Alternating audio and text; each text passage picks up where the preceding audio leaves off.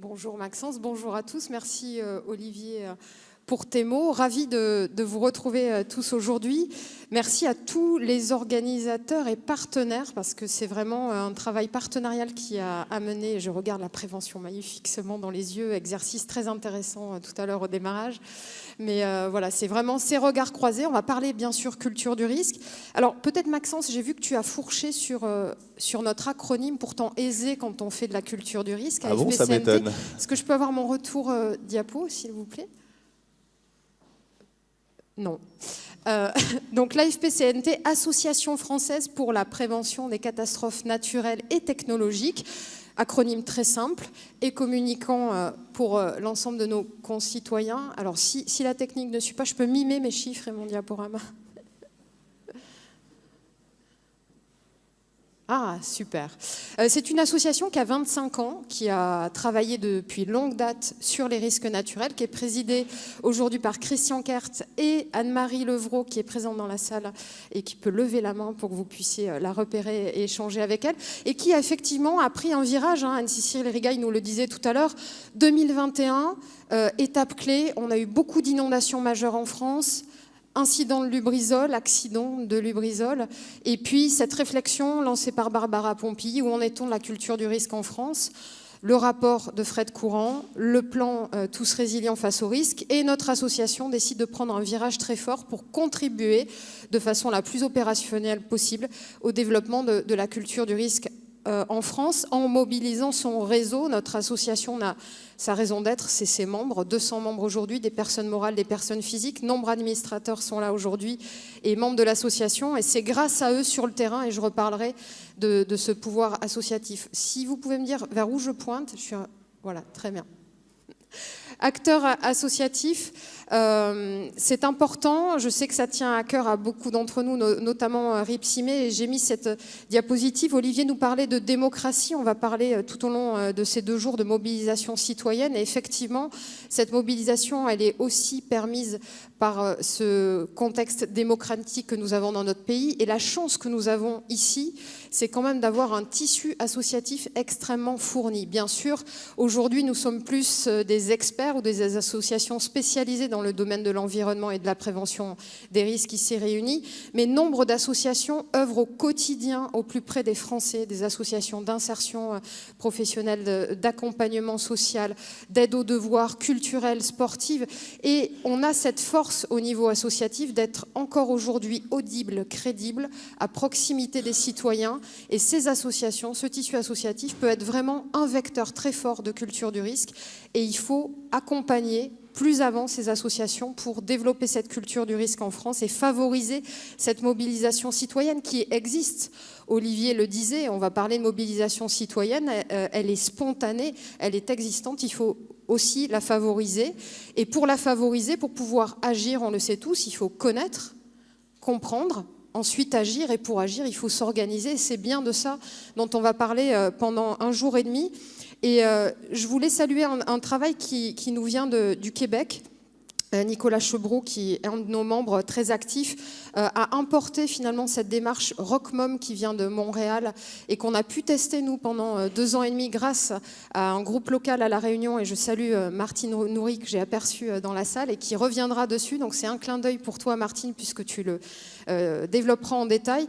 Mais on a développé une démarche inspirée donc du Québec pour acculturer. C'est peut-être d'ailleurs la préfiguration d'acculturisme au niveau national qu'on veut développer, notamment avec la Fondation, la Préventraide et puis la Croix-Rouge, pour développer cette culture du risque et de sécurité civile auprès de nos concitoyens en s'appuyant sur ce tissu associatif français, 1,5 million d'associations, 22 millions de bénévoles, 1,8 million de salariés. On a cette force de frappe et on a testé la démarche qui s'appelle AMSAM nous les paraît, donc sur la Réunion, et les résultats sont très positifs, et le REX du cyclone Bellal au mois de janvier a montré la force de cette culture du risque de proximité. La culture du risque, on en parle, tout le monde voit d'ailleurs des choses différentes. Il n'y a pas une recette pour développer la culture du risque, il n'y a pas une culture du risque généralisée. Ça dépend de l'histoire des territoires, de ses composantes territoriales, de la culture locale également. Bien sûr, vous comme nous, on essaie de travailler par différents vecteurs. Anne-Cécile nous parlait d'éducation, on essaie de travailler au niveau des plus jeunes qui sont cette génération et ces adultes qu'on espère plus résilients demain que nous le sommes nous-mêmes. Mais il ne faut pas oublier également la mémoire. On a tendance, tu parlais de l'Espagne tout à l'heure, Olivier, et quand on vit des crises majeures, le moment venu, on se dit tous, on n'a jamais vu ça, et souvent on a oublié ce qui s'est passé auparavant, et que parfois nos anciens avaient peut-être une culture du risque d'ailleurs plus prégnante, ils étaient peut-être moins absorbés par des préoccupations complexes du quotidien aujourd'hui, et le transfert intergénérationnel est pour nous quelque chose d'important. En tous les cas, cette culture du risque, elle doit percoler à tous les échelons de notre société, que ce soit le citoyen lambda que nous sommes tous, mais également les décideurs. Vu qu'on allait parler pendant un jour et demi de mobilisation citoyenne, il me semblait légitime de se faire porte-parole de ce que pensent les citoyens. Et quand on a pris ce virage en 2022, avant de commencer, on voulait écouter et donc prendre le pouls des citoyens. Qu'est-ce qu'ils pensent aujourd'hui des risques majeurs? Est-ce que ça les angoisse? Est-ce que ça les préoccupe? Est-ce qu'ils sont mobilisés? Quelles sont les formes de mobilisation? Et s'ils ne se mobilisent pas, pourquoi? Quels sont les freins aujourd'hui? Pourquoi ils ne passent pas ce pas dans leur contexte quotidien avec d'autres préoccupations financières, économiques, sociales? Donc quelques chiffres, et vous regarderez les études. Alors, pour certains, vous allez les redécouvrir parce que cette étude a été réactualisée au mois de septembre et vous en avez peut-être pris connaissance. Et puis, vous aurez quelques résultats en avant-première d'études qui ne sont pas encore parus, qui paraîtront la semaine prochaine. On a voulu déjà distinguer, je vous disais, la culture du risque, elle n'est pas unique en France et en fonction des territoires, il y a des signaux plus ou moins marqués. Bien sûr, je pense aux territoires ultramarins, particulièrement exposés et qui ont une culture du risque très opérationnelle, très pratique, dont on devrait plus s'inspirer aujourd'hui. C'est ce qu'on essaie de faire au niveau de l'association au travers d'un groupe de travail outre-mer. C'est pour ça que vous avez 2 chiffres systématiquement. Vous ne pourrez pas les lire tous. C'est normal, comme ça vous regarderez l'étude. Quand on demande aux citoyens, est-ce que vous êtes aujourd'hui préparés à faire face à une crise et est-ce que vous connaissez les risques? Les signaux sont quand même très forts. 82% des Français sur l'Hexagone nous disent ne pas être assez sensibilisés et être prêts à faire face. Et ils estiment même qu'au niveau national, pour plus de 70% d'entre eux, c'est le territoire national et même les autorités, que ce soit étatiques ou collectivités territoriales, qui ne sont pas prêtes à faire face. Ce qui nous inquiète un peu plus quand on échange notamment avec la DGPR, c'est quand on demande aux citoyens, et finalement, est-ce que vous pensez qu'une crise et cette mobilisation citoyenne doit se travailler très en amont sur l'avant dont nous parlait Anne-Cécile Rigaille? Là, les signaux aussi doivent nous interroger, nous inviter à poursuivre, puisque 40% des citoyens pensent que les actions de prévention sont bénéfiques. La plupart pensent que c'est au moment de la crise, uniquement en réaction, qu'on va gagner la guerre, et on sait tous qu'elle se gagne plutôt en temps de paix.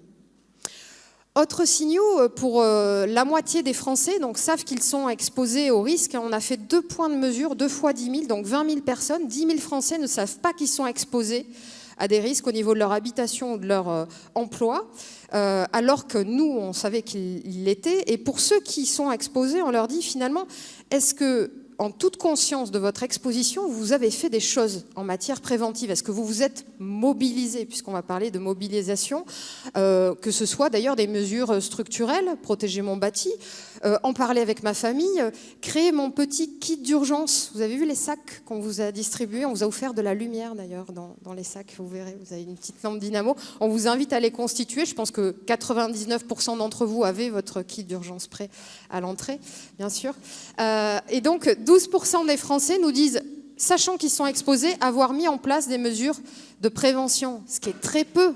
Alors on voit que c'est beaucoup plus fort sur les territoires ultramarins, 35%, et on comprend pourquoi.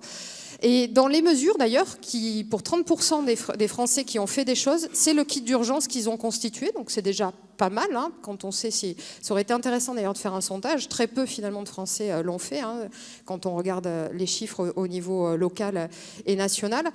Bien sûr, le débroussaillement et les sites institutionnels de vigilance et d'alerte sont de plus en plus connus, mais ça reste reste minime. Et ils attendent quand même beaucoup. On est peut-être dans un système très paternaliste. Tu disais aussi que cette mobilisation citoyenne était spontanée, mais qu'il fallait ne pas la craindre et lui laisser la place. Et c'est vrai que ça, je pense que c'est aussi une voie de travail. En tous les cas, c'est ce que nous invite à travailler les Français. Pourquoi, finalement, 88% des Français ne partent pas vers la prévention alors qu'ils sont exposés? Ce qu'ils nous disent, c'est qu'il manque d'informations, notamment d'informations sur les actions qui sont bénéfiques. Et là, je dirais, au niveau des médias, quand on parle de culture du risque, c'est aussi peut-être la culture du risque des médias. Arrêtons de communiquer que sur les conséquences. Bien sûr, c'est dramatique, il y a des conséquences humaines qu'il ne faut pas nier, avoir des pensées pour les familles, des conséquences matérielles, mais communiquons sur les actions de prévention qui ont marché pour inciter à faire. Et indiquons aux gens les actions pragmatiques peu coûteuses qui sont efficaces. En tout cas, c'est ce qu'ils nous disent, on a besoin de ça. Pas de grands textes et de 10 crimes, 50 pages qui sont utiles mais qui ne suffisent pas aujourd'hui. Qu'est-ce que je peux faire concrètement? Est-ce que des pairs citoyens qui ont vécu des crises pourraient me dire ce qui a marché et qu'est-ce qu'ils auraient fait de mieux si c'était à refaire? Et puis, il y a un problème de légitimité. Pour eux, le risque majeur est complexe et peut-être qu'on ne leur laisse pas aussi la place et suffisamment de terrain d'écoute et d'expression. La communication pour eux des autorités est insuffisante. On parlera de l'alerte tout à l'heure. Et bien sûr, ils ont besoin également d'accompagnement financier. Je pense que vous allez appuyer sur mes diapos parce que ça... Ah, voilà. Moyens financiers, je vais passer là-dessus. Autre écoute, alors sur l'engagement, sur la mobilisation, quand on parle de mobilisation, au-delà des actions préventives, il y a aussi l'engagement citoyen au quotidien. Est-ce que les gens sont engagés dans des associations de protection de l'environnement, dans des réserves? Il existe de nombreuses réserves. On parlera bien sûr des réserves communales de sécurité civile, mais il en existe bien d'autres. 6% des Français nous disent être engagés en hexagone, 10% en outre-mer, parce qu'ils ne connaissent pas les réseaux, en fait. Ils ne connaissent pas. Alors, ils disent bien sûr qu'ils manquent de temps, qu'ils ne se sentent pas forcément légitimes, mais ils auraient besoin aussi de connaître ce maillage, ce réseau associatif et ces réserves dans lesquelles s'impliquer pour pouvoir agir plus avant. Quelques chiffres maintenant, juste pour vous poser quelques socles de réflexion pour la suite, sur une enquête qu'on a menée donc avec l'Université d'Avignon, de Nîmes. Je salue Karine Weiss qui est présente dans la salle, Johnny Douvinet qui ne peut pas être parmi nous, la Fondation Maïf, sur la culture de l'alerte, enquête qui paraîtra la semaine prochaine. On a bien sûr écouté les citoyens sur leur connaissance des vecteurs d'alerte, leur compréhension de l'alerte. Vous pouvez me passer les diapos parce que ça commence à me fatiguer. Merci. C'est la dernière diapo? Ah, donc c'était pas la dernière diapo, mais bon, d'accord. Donc ça a été coupé. Donc ce que nous disent les citoyens, c'est qu'ils souhaitent être alertés de plus en plus en amont et accepteraient même de recevoir des faux signaux. Souvent, quand on déclenche la lettre, et ça a été un des points que soulevait Olivier par rapport à l'Espagne, ce circuit entre la chaîne d'expertise et l'alerte, à quel moment je choisis de déclencher l'alerte? Pour les citoyens français, pour la grande majorité d'entre eux, ils attendraient de recevoir très vite des signaux et même accepteraient d'avoir des faux signaux, mais pour pouvoir agir. La plupart d'entre eux, 80%, nous disent « je me sens prêt, même si je n'ai pas totalement une information claire sur les bons comportements, je me sens prêt à pouvoir réagir efficacement en cas d'alerte, mais je pense, pour plus de la moitié d'entre eux, que mes proches auraient besoin, par contre, d'un certain encadrement et d'être soutenus. » Ça, c'était ce que je voulais vous dire sur l'alerte, puisque mon diaporama, apparemment, n'est pas complet. Si. Donc, on va passer ça. Puisque j'en ai déjà parlé, on va passer ça, puisque j'en ai déjà parlé. Et sur justement ce que nous disait Anne-Cécile, sur l'éducation et les exercices, c'est ce que nous demandent les citoyens. Quand on leur dit aujourd'hui, qu'est-ce qui vous paraîtrait important pour vous de lancer au niveau français pour parfaire cette alerte et la compléter? Ils disent déjà multiplier les canaux. Et notamment, bien sûr, il salue pour plus de 30% d'entre eux FR Alert. Pour eux, c'est une avancée notable. Mais la multiplication des canaux pour eux est essentielle. Des exercices d'éducation dès le plus jeune âge. Et là, je salue Sylvette Pierron de l'IFE-ORME qui travaille beaucoup sur ces aspects-là. Des instructions personnalisées et locales. Et puis des exercices qui impliquent le public avec des manœuvres, même si c'est compliqué et qu'on a souvent peur de faire ce type d'exercice. Diapo suivante. Alors là, c'était pour justement, toujours dans le sens, la culture du risque n'est pas unique. Et les citoyens, c'est pas un groupe, quand on parle du grand public et de la population, il y a des inégalités. On a tous des potentiels et des fragilités, et on a commencé à s'intéresser avec Calixis notamment, qui nous accompagne en ce moment sur des ateliers particuliers, à des situations particulières. Personnes paupérisées, personnes âgées, personnes en situation de handicap, que ce soit moteur, que ce soit visuel, auditif ou cognitif bientôt. On n'a pas encore commencé cet aspect, mais c'est en perspective. Que nous disent les personnes âgées par rapport à leurs sentiments et leur mobilisation face au risque? Diapositive suivante.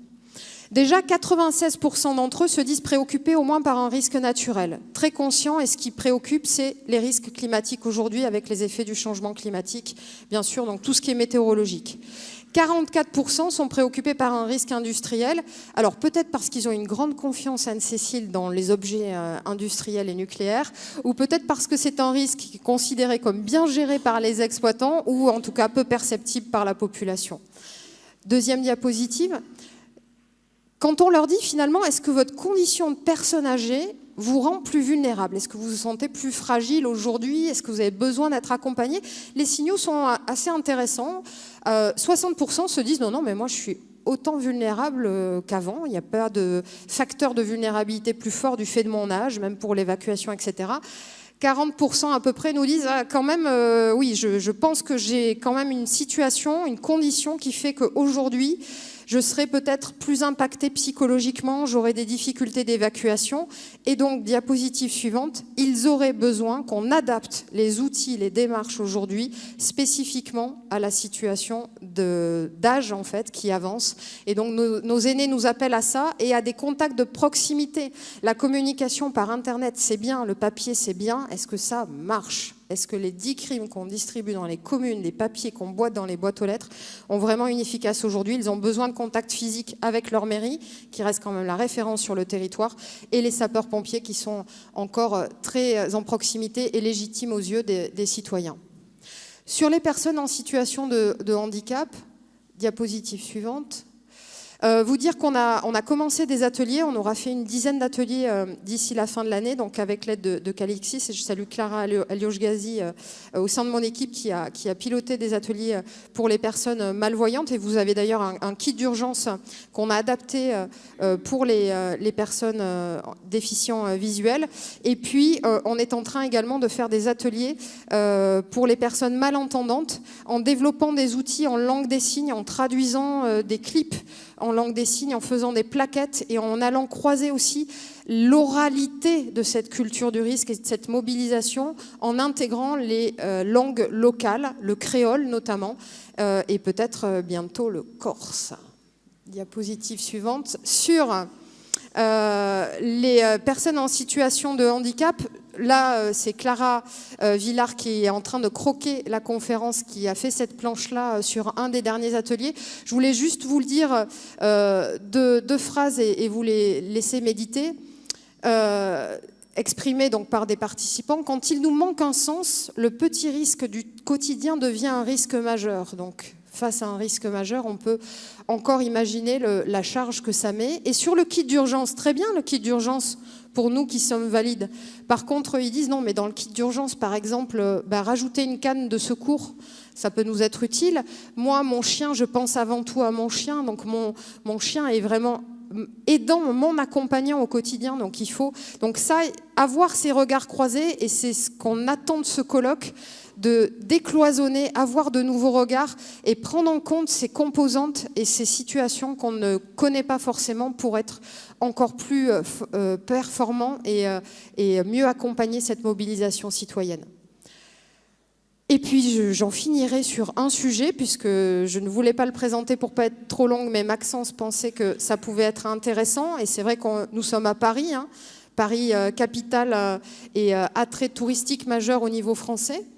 On a commencé à réfléchir, notamment avec un de nos partenaires qui est le pôle alpin risque naturel, à cette culture du risque des populations touristiques et des acteurs touristiques. Je vais juste vous présenter quelques chiffres, 2 planches pour finir, et vous regarderez l'enquête qui est déjà en ligne. Tout à l'heure, je vous disais, la moitié des Français ne savent pas qu'ils sont exposés et très peu agissent. Les populations qui fréquentent la montagne, déjà la fréquentent régulièrement et la connaissent. Ils savent que la montagne est terre de risque, même si elle est terre de beaucoup de plaisir et d'activités intéressantes. 80% sont conscients. Donc on voit déjà que la culture du risque sur les fréquentations touristiques n'est pas forcément la même. Ils sont proactifs pour aller chercher l'information et l'information temps réel, notamment sur les conditions météo, mais regrettent beaucoup que les institutions locales, et notamment les offices du tourisme, ne diffusent pas suffisamment d'informations, notamment sur les conduites à tenir et la situation à venir. Diapositive suivante. Ils nous disent en tous les cas, pour 60% d'entre eux, tout à l'heure je vous disais, 80% des Français se sentent pas suffisamment informés sur les bons comportements à tenir et s'interrogent sur leur capacité à agir face au risque et à l'événement qui survient. Ici, 60% des touristes en montagne nous disent « moi je sais, je saurai comment me comporter face à un événement ». Et les risques qui les préoccupent sont beaucoup plus les risques gravitaires que les phénomènes météo classiques. Voilà, j'en finirai là-dessus pour vous donner cette écoute citoyen et que vous ayez en tête ce que pensent les citoyens français que nous sommes tous et finir sur la culture du risque n'est pas unique. Prenons en compte ces spécificités et aussi ces inégalités pour favoriser cette mobilisation citoyenne qui existe et dont il ne faut pas avoir peur mais qu'il faut promouvoir au niveau national.